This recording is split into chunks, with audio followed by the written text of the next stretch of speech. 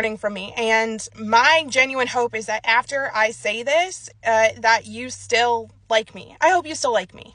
I hope your non-binary child grows up and sees this video and disowns you. Come on another episode, you guys. How are you guys doing? I hope you guys are doing well. And if you are joining for the very first time, thank you for being here and thank you all for your constant support. I see them and I appreciate them. It is still in the FAFO moment, and I feel like this FAFO moment, like F around and find out.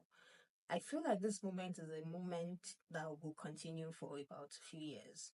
Like as long as this man seems to be in the office, I feel like people are going to continue to FAFO because of the decisions they made. Like they are going to come out and confess. We have a lady here, a therapist, who decided to have a confession.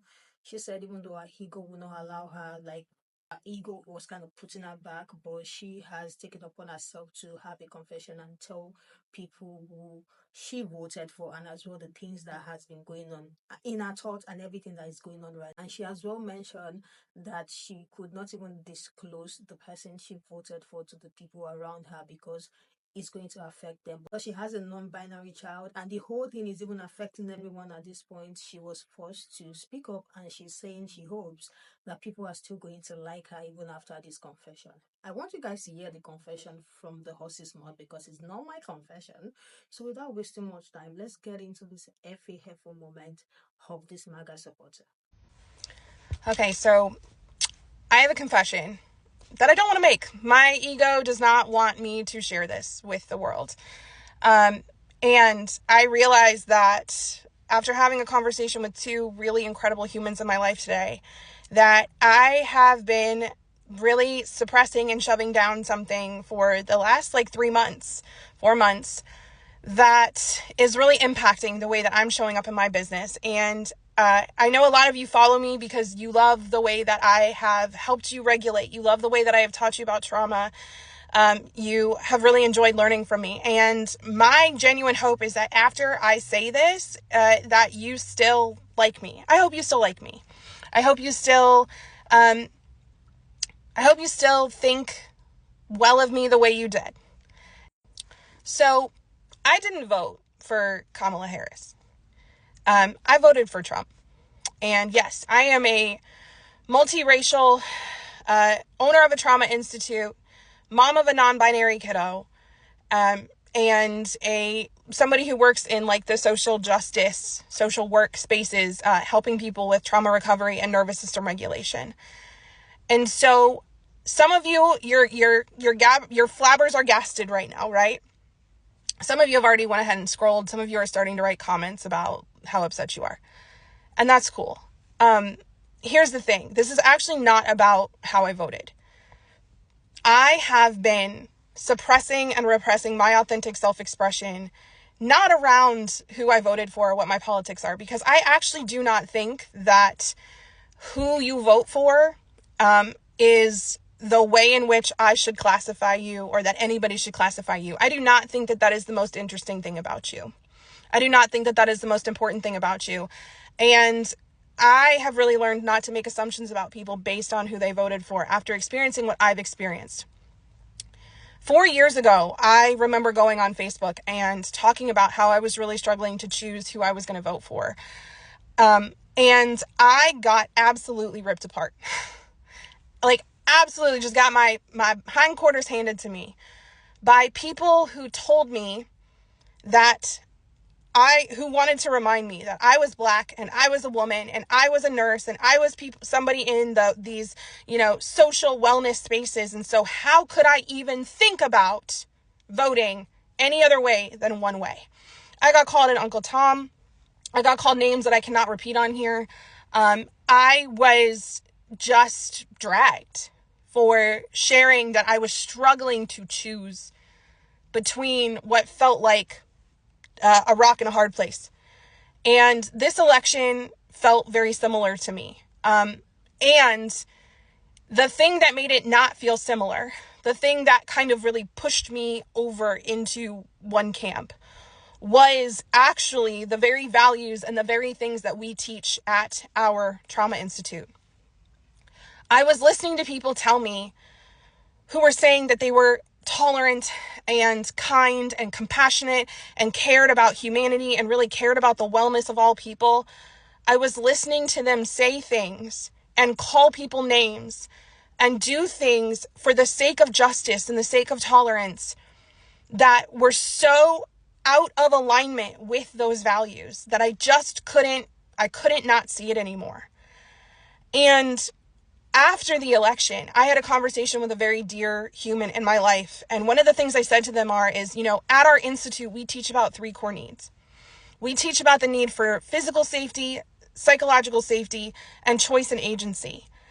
And the humans that I am hearing tell me that they are the most scared and they are terrified and they are so angry and so upset, and that I am holding space for. I am creating and helping foster regulation in these humans after the election. I am supporting them. They are leaning on me to become more regulated. They are coming to me to help them recover from what feels like a very traumatic experience. And I am helping them and they are grateful for it. They are actively able to self-express. They are able to tell me, they are able to talk about in the world, in public, how scared they are and how worried they are and how angry they are and how dysregulated they are. And I am sitting here knowing that if I choose to even share where I'm coming from, I'm going to get canceled. I'm going to lose business. I'm going to lose psychological safety with humans who trusted me and who cared about me as a person until they find out this thing. And it reminded me of so many experiences I had when I was in high school and in college, and I would end up in these areas where people were racist. People were actively, capital R, racist. And they wouldn't realize that I was part Black. And they would say things and I would recognize oh, I'm not safe here. I can't let people know that this is the identity that I hold, because if I do, I'm going to get torn to bits. And that was exactly what this felt like. And so for the last 4 months, I have been kind of just out here preaching regulation and helping people be more get to a place where they can have a broader perspective and they can come out of this absolute terror state and really recognize that most of us, practically 100% of us, really just want everyone to be able to be physically safe and to feel like they belong and to feel like they're loved and to feel like they have some sort of choice and agency in their lives. And that's really it. That's what 99.999% of us want. So I've been working to do that. And the entire time I've been doing this, there's been this part of me that's yeah, but if they just knew, if they knew, Lee, if they knew that this is what you did, if they knew that this is, and it doesn't even matter why. It doesn't matter your justifications. It doesn't matter, the fact that you studied this for dozens of hours and hours and hours and just really felt into this and tried to make the best choice you could. It doesn't matter. The moment they find this out, you're done. You're cooked. And what I realized is I don't want to run a business like this, because the very thing I teach people to do is to be regulated and to be able to create spaces for others to come in and feel safe and feel like they belong and feel like they care. And I am doing this and I am considering everybody else and I am leaving myself out. So I'm done doing that. If the way in which somebody votes determines if you can love them or like them or be in connection with them or not, okay, that's your choice. If you learning this about me means that you no longer want to be connected to me, or you want to bash my business, or you want to do whatever, that is your choice. And I really invite you to consider what has changed. Because for the last 4 months, we've been connected. For the last however long, we've been connected. And you liked me. And we got along. And you thought we held some of the same values, and I think we still do. And we cared about a lot of the same things. And so is it possible? Is it possible that maybe whatever we identify with politically is not the most important identity that we hold? Is it possible that diversity of thought is the priority that we get to focus on moving forward as American citizens and as a world, and that is the one thing that will save us all? Is it possible that being able to tolerate someone else believing something that scares us and being able to get into conversation with them, that might be the very answer to things actually going in a direction that we want them to go? So again, you're free to do whatever you do.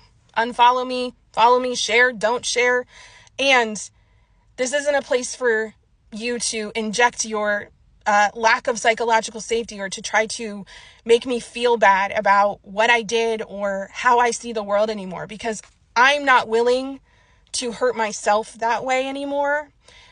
And I'm no longer willing to be scared of other people hurting me that way either.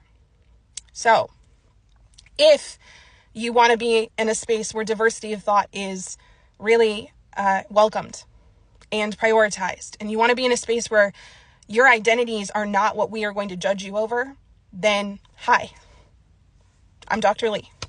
Welcome to our institute. I hope you stay. Vote for Kamala Harris. I voted for Trump. I'm of a non-binary kiddo.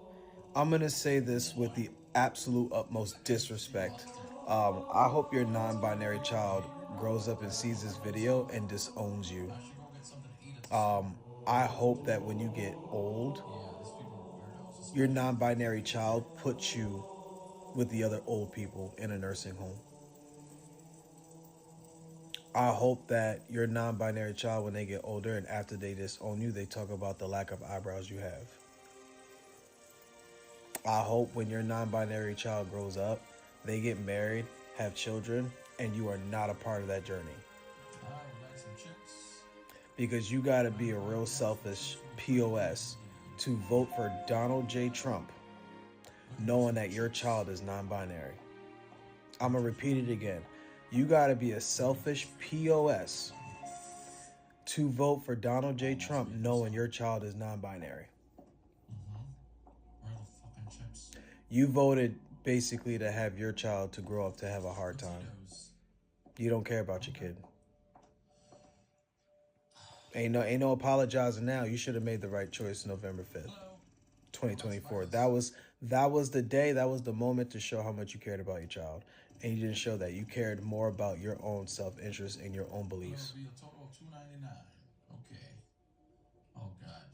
Ain't no forgiveness over What here. do you guys think about this woman's video? Because it's almost like she coming out and saying, yes, I know I voted against myself, I voted against my people, but I hope you guys are not going to hate me for that. And in order for that to make it sound nice, she said that she hopes that people's political choices is not like seen as their identity, because she knows that if it is viewed as their identity, a business is about to go down. Things are about to go down. Some people are even saying they hope that a non-binary child grows up to see what the mother did and the decision the mother made in a position where they could have made things easier or make life or pick a better thing for them. They decided to go the other way because of whatever it is that has been sold to them. Coming online to Hâte as if we do not know what this man is going to do, when they have been screaming about the plans that they have for the country even before they were elected in. Coming online to talk like that wasn't plastered all over the media is insane. Coming online to think that Project 2025 was under the rock is insane. Coming online to talk as if black people were not so loud about how the decisions and the plans of this man is going to affect everyone and not just the people who do not support him. People were freaking loud about it. But now that it is going to affect her and it is going to affect the people that she's in charge of or she's in care of, she's saying that she hopes that we do not see political choices as their identity. It is crazy. Your political choices can be so related to your identity. It is the things you agree with and the things you do not agree with. You're choosing something because you agree with them. If you agree with this person, you're choosing them. So definitely it is your identity, because that is how you think as well. But now that they are heffing around and finding out, they have so much to say and hope that at the end of their video, people do not hate them. Let me hear what you guys think about our video. This person said, you haven't realized that it's not about whether we still like you. It is more about how can you like yourself. Because if you like yourself and your kids, you're not going to make that decision. You consciously voted against yourself, your kids, and your community. You, in capital letter, you did that. So why are you telling us not to see your political choices as your identity? Another person said, you voted to inflict a lot of trauma on a lot of people. So you just acted like all these billionaires, right? Because your vote helps create loads of new potential clients for you. Another one said, so your response to your clients who are actively losing their rights and rightfully scared out of their mind is that you are more oppressed because you can't share who you voted for. Like, it's even insane. Like, what she's feeling is bigger than these people that their rights are being stripped off of them right now. Like, literally, is this gaslighting or manipulation? What do you guys think? Let me hear what you think in the comment section. This one said, you said you kept your vote private because you knew people close to you would feel hurt. Now that your choice is affecting them, do you see why they might not feel safe trusting you as their coach? Exactly. So, how does Trump align with what you believe? Like, how exactly does he align with what you believe that you're saying that we should subtract that away from your identity? Like, I think I love some of the questions that people are asking this creator in the comment section. Like, I really, really love it. I actually follow the conversation of election from the beginning to the end. I see the reaction everywhere online. The way people were so open about it, the way different people, races voted for this man, the points and opinions of people who choose this place over this candidate, it is all over social media. Even if you're not in the United States, you kind of know what is about to happen. So coming online and say that what you feel right now is bigger than the feeling of the people whose rights have been taken away from them is another level of insane gaslighting and manipulation. But let me hear what you guys think about the video in the comment section. Please try and make it respectful because we make it respectful here. And I am going to see you guys in the next one.